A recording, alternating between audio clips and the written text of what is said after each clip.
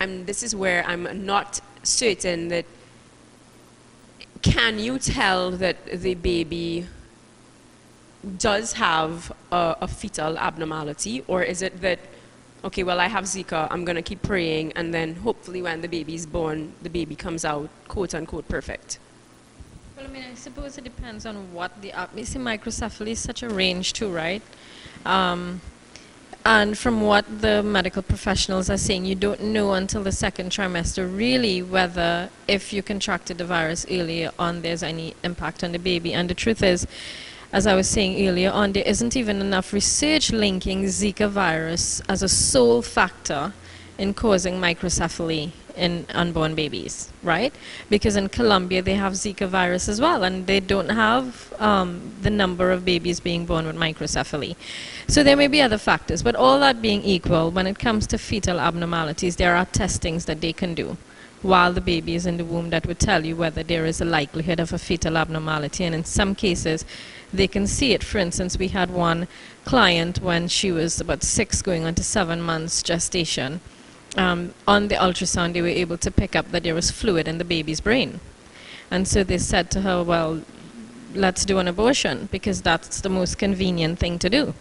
And of course she and her husband said, you know, because my belly would be like that, right, the 7 months, how exactly are you going to perform this abortion? And they said, well, you know, we inject poison into the baby's heart, the baby dies in the womb, and we induce labor, and you give birth to a stillborn baby, and you could move on with your life. They opted not to abort on that occasion, and the baby was born. There was fluid in the brain. There were issues that they had to struggle with, but the baby lived a year and died on her own. There is nothing that we need to do to hasten a dying baby's death, right? If that baby is going to die anyway, that baby is going to die. But what that child, the value that that child added to that family's life in that 1 year is probably more than some children add in a lifetime, right? Repairing of relationships, showing them how strong they were as a family, being able to provide and pull together, showing how resilient they were.